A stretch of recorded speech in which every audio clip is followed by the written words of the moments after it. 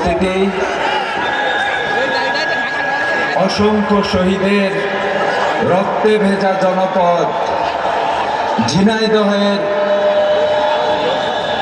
প্রিয় নেতৃবৃন্দ এবং প্রিয় উপস্থিতি, আসসালামু আলাইকুম ওয়া রাহমাতুল্লাহ। বিগত 16 বছরে এবং ইতিপূর্বে আমাদের কণ্ঠকে স্তব্ধ করার চেষ্টা চলেছে। কেউ কি আমাদের কণ্ঠ স্তব্ধ করতে পেরেছে? কখনো কি পারবে? শহীদ সোহানকে শহীদ করে আমাদের পথ চলাকে থামিয়ে দিতে চেয়েছিল। আমরা বলতে চাই, ঝিনাইদহের সমস্ত জনগণ শহীদ সোহান হওয়ার জন্য প্রস্তুত আছে।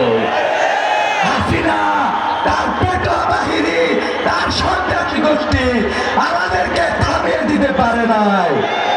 আগামী 12 তারিখে যে নতুন বাংলাদেশের সূচনা হবে, সে নতুন বাংলাদেশ তৈরির জন্য আমরা সবাই কি প্রস্তুত আছে?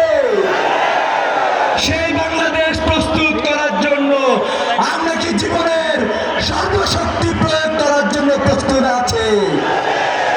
আমরা বলতে চাই, চাঁদাবাজি, টেন্ডারবাজি, গুম খুন, নারী নিপীড়নকারীদের দিন শেষ হয়ে গিয়েছে। নতুন বাংলাদেশে ডক্টর শফিকুর রহমানের নেতৃত্বে যে বাংলাদেশে রক্তযাত্রা শুরু হচ্ছে, সেই বাংলাদেশ হবে ইনসাফের বাংলাদেশ।